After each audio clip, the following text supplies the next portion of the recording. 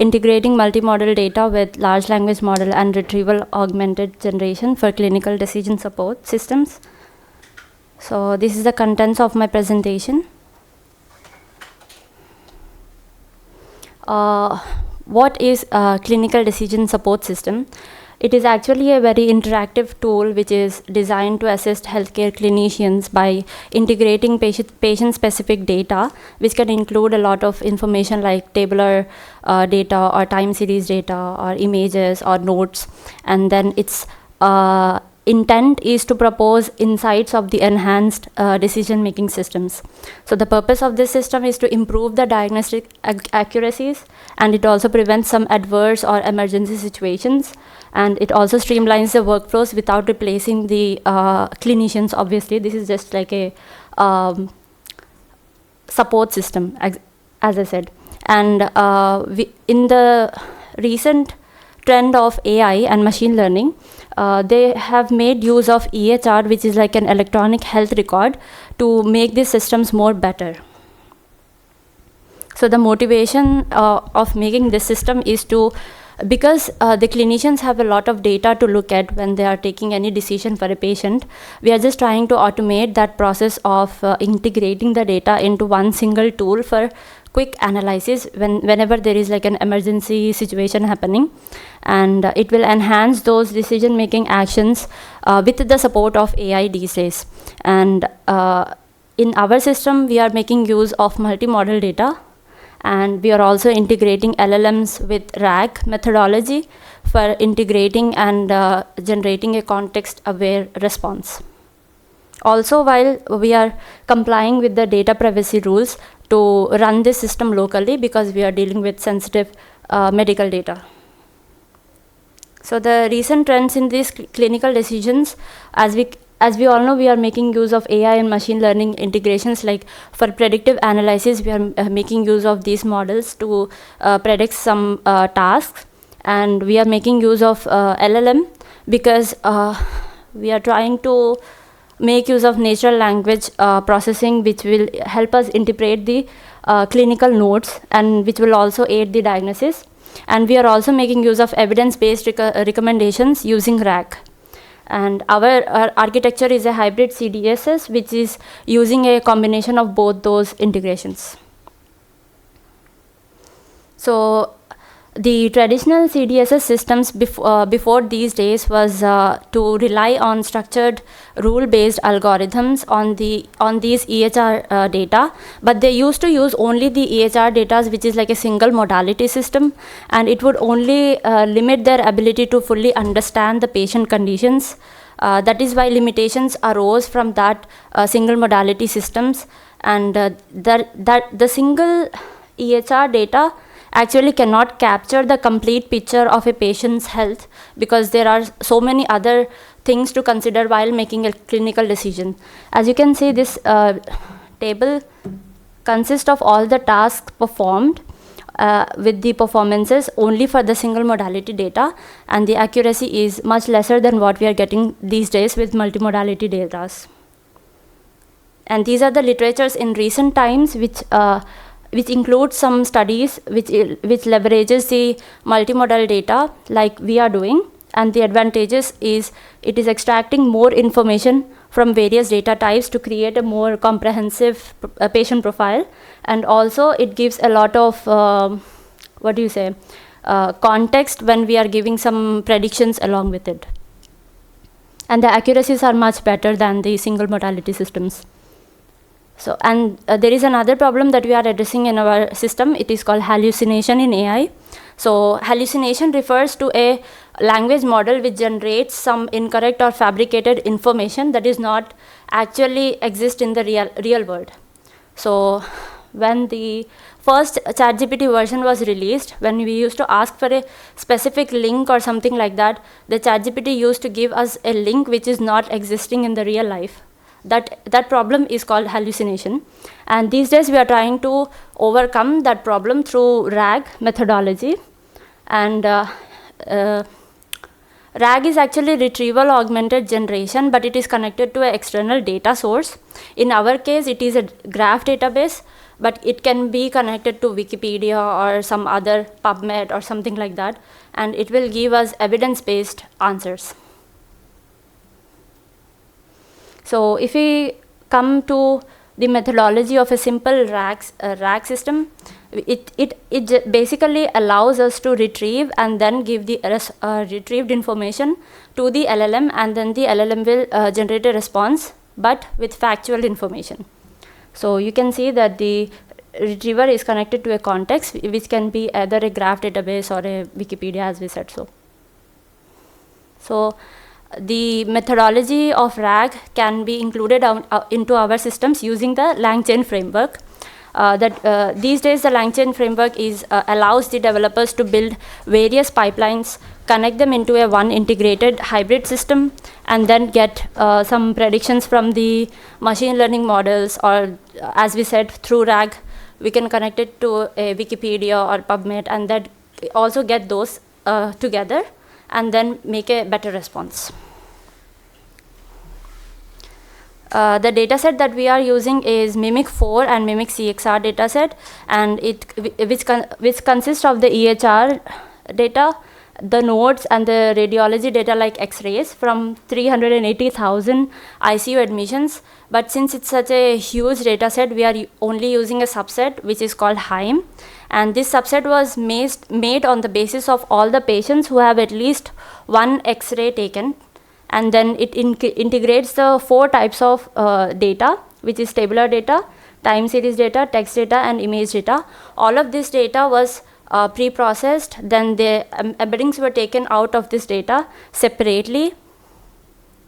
Like in tabular data, we just did some simple transformations or normalizations. For time series data, we only picked the key signals, and for text data, we used clinical BERT to make 768 dimensional embeddings.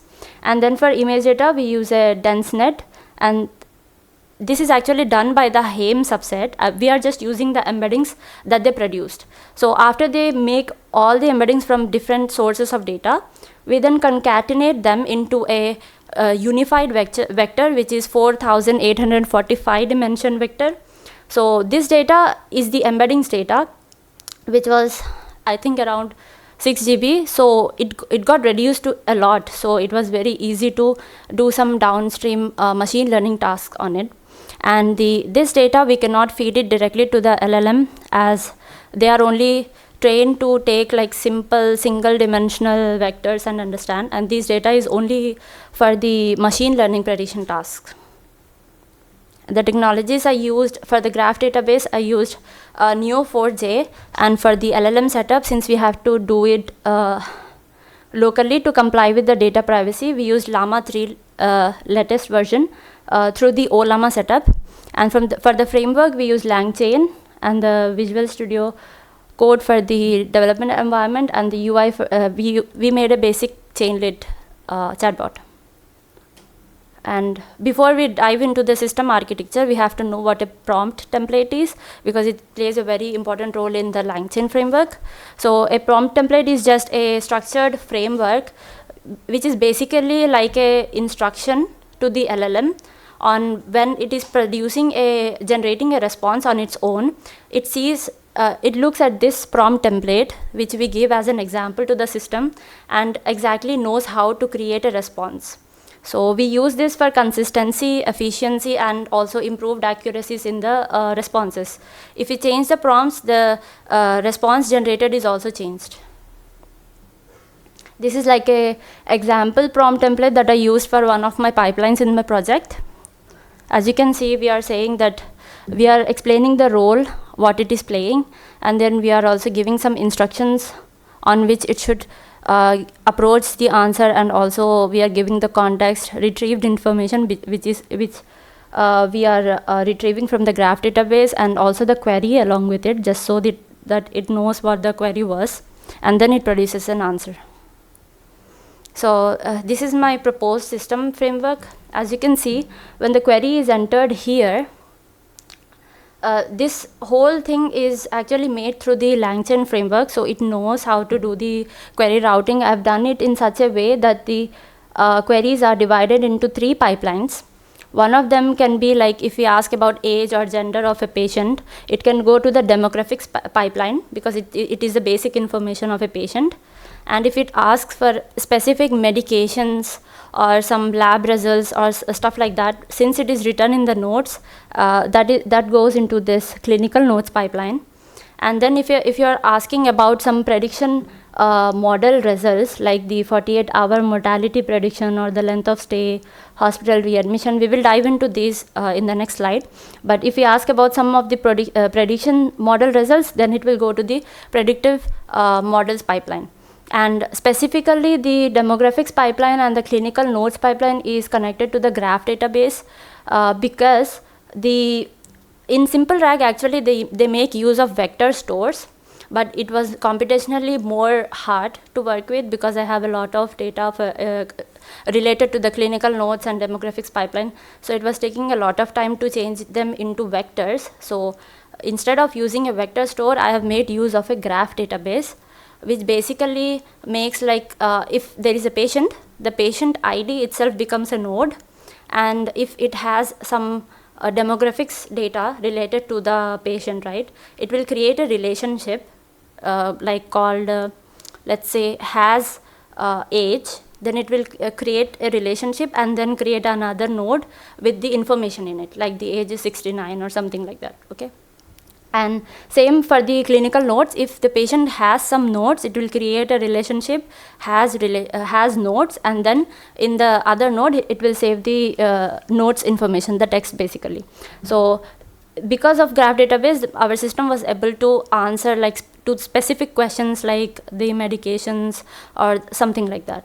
And connecting these model files, we just made a simple pickle file and then connected it. The LangChain actually has an inbuilt function to connect the model files as well. And then the retrieved information is given to the LLM, and the LLM decides which information is important for it. And according to the prompt template, it generates a response.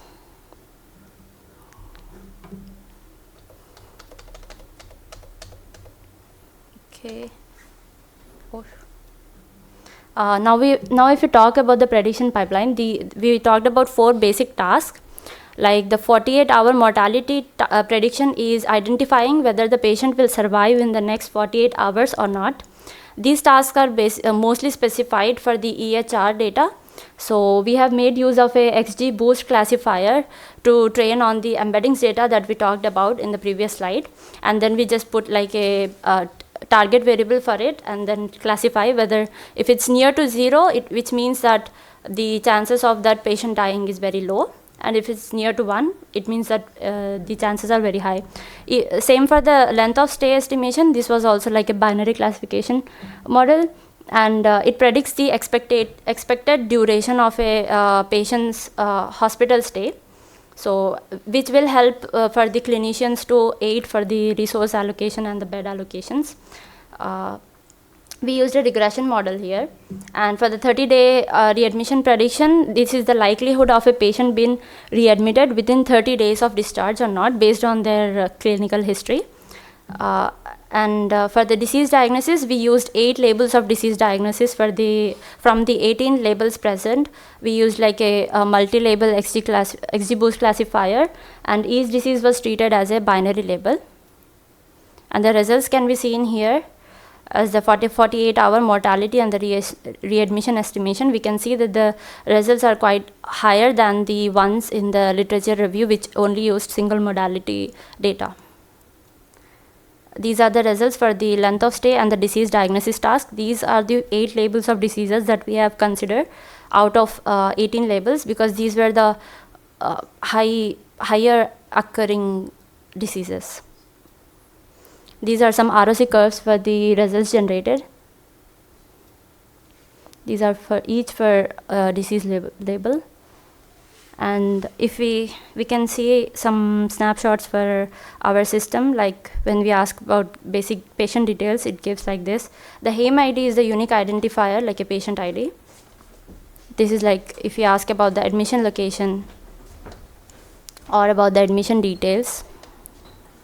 Same with we are asking about the medications and whether any present illnesses or any history, and about the disease diagnosis prediction.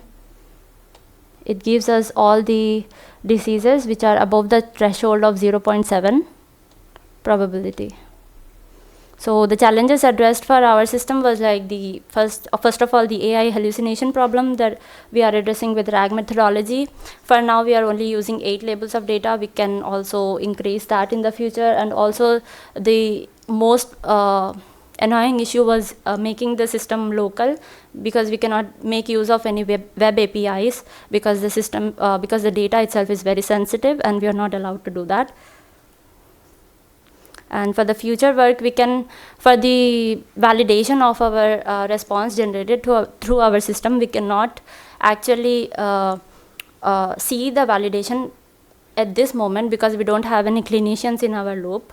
So we are just manually looking at that, but we can make more work on that, and also expand the disease coverage in the future. Also integrate some real-time data or real data systems of the hospitals which have like updating EHR systems, and then directly connect that with our system. So overall, our CDSS system integrates multi-modal data and advanced AI models to support the clinicians by decision making, and it has proved its enhanced predictions and evidence-based responses while also complying with the privacy.